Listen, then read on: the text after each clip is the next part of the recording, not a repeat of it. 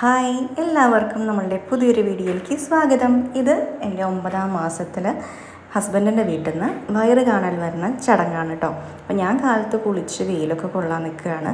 ഗർഭിണികൾ പൊതുവേ കാലത്ത് ഇളം വെയിൽ കൊള്ളുന്നത് നല്ലതാണെന്ന് കേട്ടിട്ടുണ്ട്. അതുകൊണ്ട് അതൊരു ശീലമായിരുന്നു കേട്ടോ. ഇതിപ്പോൾ പ്രസവവും കഴിഞ്ഞ് കുട്ടിക്ക് 8 മാസമായിട്ടാണ് ഈ വീഡിയോ പുറത്ത് വരുന്നത്. കാരണം സമയം ലാഗിയല്ല, വോയിസ് കൊടുക്കാൻ പറ്റാത്തതുകൊണ്ടാണ്. പിന്നെ മോള് കരയും, നമ്മൾ അതിൻ്റെ ഇടയിലാണ് ചടപടയുന്ന എല്ലാ പണികളും കഴിച്ച് വെക്കാറ്. അതുകൊണ്ട് തന്നെ ഇതിന് അങ്ങോട്ട് സമയം കിട്ടാറില്ല. ഇനി സമയം കണ്ടെത്തണം. അപ്പോൾ അവർ വരണേക്കാൾ മുന്നേ ഞാൻ റെഡിയാവാൻ പോയി. അവർക്കുള്ള ഫുഡ് വന്നിട്ടുണ്ട്. വേറെ ഒന്നുമല്ല, ബിരിയാണി, ചിക്കൻ ബിരിയാണി ആയിരുന്നു. പിന്നെ പായസം പറഞ്ഞിട്ടുണ്ടായിരുന്നു.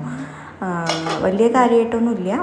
നമ്മളുടെ ബന്ധുക്കൾ 7ാം മാസത്തിൽ അവിടുന്ന് കൂട്ടിക്കൊണ്ടുവരുമ്പോൾ ഉണ്ടായിരുന്നു കേട്ടോ. ഇവിടെ ഹസ്ബൻഡിൻ്റെ വീട്ടുകാർ മാത്രമാണ് എത്തുന്നത്. പിന്നെ എൻ്റെ അമ്മായി തൊട്ടടുത്തുള്ള കാരണം അവരെയും ജസ്റ്റ് വിളിച്ചു, അത്രയേ ഉള്ളൂ കേട്ടോ. വലിയ ഗ്രാൻഡായിട്ടൊന്നും കഴിച്ചിട്ടില്ല.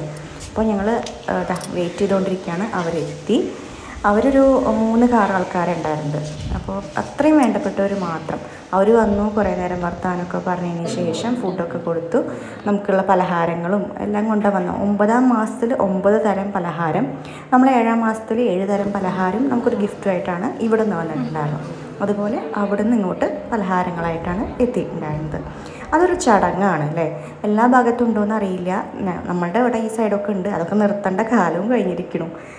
അപ്പോൾ അവർ ഫുഡൊക്കെ കഴിച്ച് വർത്താനമൊക്കെ പറഞ്ഞ് തിരിച്ച് പോയി തുടങ്ങി. ഇത്രയേ ഉണ്ടായിരുന്നുള്ളൂ എൻ്റെ 9ാം മാസത്തിലെ വിശേഷങ്ങൾ. പിന്നെ പ്രത്യേകിച്ച് എടുത്ത് പറയാനുള്ളത്, ഇനി വീഡിയോസ് വരും നമ്മളുടെയൊക്കെ. അത് വഴിയേ വന്നോളൂ കേട്ടോ. നമുക്ക് എന്താ പറയുക, കുറച്ച് ബുദ്ധിമുട്ടുകളൊക്കെ ഉള്ളതുകൊണ്ടാണ് എനിക്ക് അപ്പം ഒന്നും ഇടാൻ പറ്റാണ്ടിരുന്നത് കേട്ടോ. അപ്പോൾ കൊണ്ടുവന്ന പലഹാരങ്ങൾ എന്തൊക്കെയാണ്? മിച്ചർ, പഴം, ജിലേബി, ലഡു, ഐനാസ്, അച്ചപ്പം, കുഴലപ്പം, ബിസ്ക്കറ്റ്, ഹലുവ, അങ്ങനെ 9 ഐറ്റം ആയിരുന്നു. അപ്പോൾ ഇതൊക്കെ ഇനി അമ്മയ്ക്കുള്ള ഡ്യൂട്ടിയാണ്. എല്ലായിടത്തേക്കും എത്തിക്കണം. അവിടുത്തെ അതുപോലെ തന്നെ എല്ലായിടത്തും എത്തിച്ചു കഴിഞ്ഞു. അപ്പോഴത്തേക്കും ഇവിടേക്ക് കൊണ്ടുവന്ന് ഈ ഭാഗങ്ങളിലേക്ക് എത്തിക്കണം. ഞങ്ങളുടെ റിലേറ്റീവ്സിനും അയൽക്കാർക്കും ഒക്കെ ആയിട്ട്, ഫ്രണ്ട്സിനൊക്കെ ആയിട്ട്. അപ്പം അങ്ങനെയാണ് കാര്യങ്ങൾ.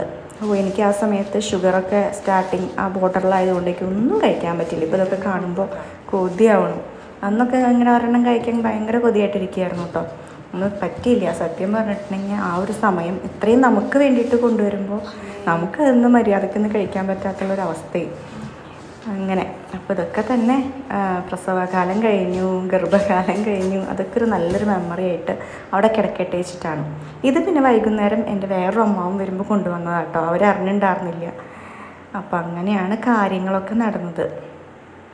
അപ്പോൾ ശരി, എല്ലാവരും പഴയ വീഡിയോസൊക്കെ കാണാത്തവരുണ്ടെങ്കിൽ കണ്ടു നോക്കുക. വളകാപ്പുണ്ട്, 7ാം മാസത്തിലെ കൂട്ടിക്കൊണ്ടുപോകൽ ചടങ്ങൊക്കെ ഉണ്ട് അങ്ങനെ. അപ്പോൾ ടാറ്റാ, താങ്ക് യു.